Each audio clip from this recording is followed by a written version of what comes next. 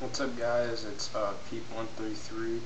I'm doing my first video on our collab some channel for PS3 game. This is going to be my first review. So yeah, it's on Uncharted 2. Let's get started down to the graphics. I'm just going to basically tell you one thing: the graphics are amazing. There's nothing bad about them. Not at all. It's not too polished. It's not too shiny. It's just exactly in the middle. I think it's great. I think the game is very nicely polished. Just putting it out there. I think that's all I got to say about the graphics. They're amazing. I think they're the best of '09 on the PlayStation 3, because there are better graphics for the 360, but this is an exclusive, so yeah. Let's get down to, no, I hate when I say that, let's get down. Okay, next, let's go to the characters. The characters in the game are, like, 3 of them are the same, but there are a couple new ones. Well, there are a lot more of them. So, not a lot more, but, just a normal amount. Well, you have Drake, he's the main character. Nathan Drake, whatever. He's the main character. Elena, she was in the last one. She's a reporter, just like now. And Sully, which pops out sometimes, like he help you get out of jail, and then he'll end up popping somewhere and saving your life, just stuff like that. He's random. So yeah. The new characters in the game are, let me find them. I'm on another web page right now, reading the characters. Chloe Fraser, she is well, I don't know what to say about Chloe. I think that's the only reason I play the game, is just her. Yeah. No meaning to be perverted, but you gotta admit. Okay, the next character is Harry Flynn. I don't know if he's like an associate of Drake or something. He's just kind of, you can tell they had past, because he pops up in the first cutscene of the game, like saying, "You want to do this mission with me? Some money," and he's like, "Sure." Is it dangerous? Just stuff like that. The next one is Zoran Larkovic. I can't really pronounce his last name, but you can tell he's a bad guy just because of that scar. I don't mean to be a stereotype or nothing, but most people's scars on their face that look like that are pretty much bad guys. So yeah, you can tell just by looking at him. Look at him. He's got a gun pointed to, like, Drake or whoever he's got a gun pointed to. He looks like, look at him. He's a sociopath. Okay, let's get back to that. He's a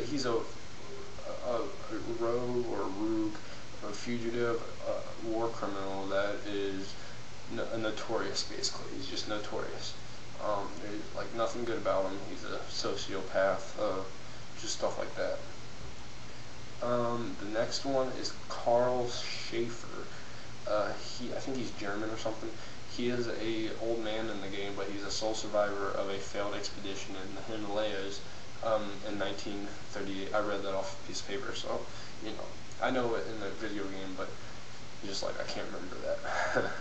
So yeah, so he's the one who sends Drake on a mission later in the game, just telling you. And Tenzin, your most trusted character. Oh, by the way, Schaefer is on the left and Tenzin is on the right.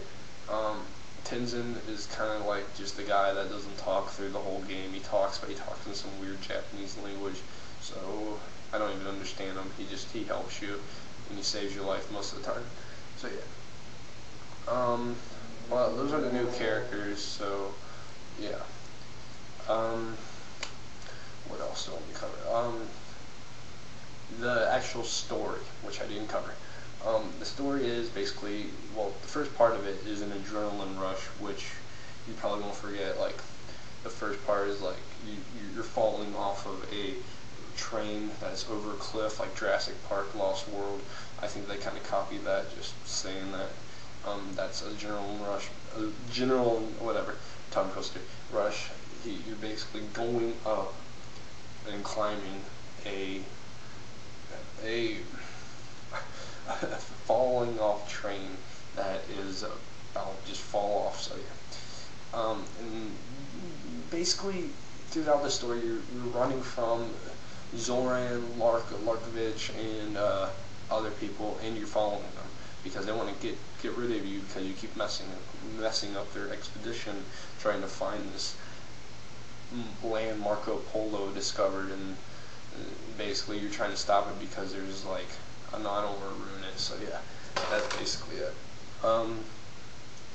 Okay, the gameplay is very nice. I do have some complaints on the online, but I'll get to that later. But there is a lot of glitching in the game, because I remember this one time where I was walking and then I just fell on nothing and I died.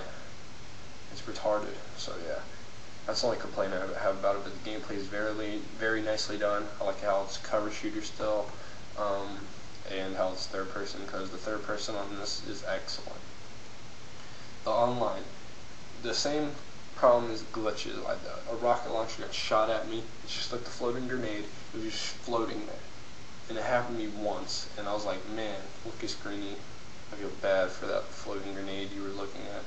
No one believed me. I'm not even kidding. This like Mexican guy on there was calling me crazy and stuff. It's true, because they can't see it, but you can. And I think the guy that shot at me was jumping through it, and I just shot him with a pistol. But yeah. But that's the only complaint I have online. Online is nicely done. There's nothing really you can complain about it, is that you will get your ass whooped on it, because people are already leveling up as we know it. So yeah. Well, that's really all I got to say about the game. Out of all that, I give it a 9.4. Just because I'm taking it off the 5, because just the two complaints about it are just the glitches and stuff, which piss me off. I wish there was a game with no glitches, which there is going to be a game with glitches no matter what, probably, unless you make the perfect game of the world. Yeah. But yeah, thanks for watching. Please rate, comment, subscribe. This is my first video. My second review I'm about to do is Defiance, with starring Daniel Craig, but I still gotta watch the movie. We'll do a review. Thanks for watching. Please rate, comment, subscribe, do all that. Bye.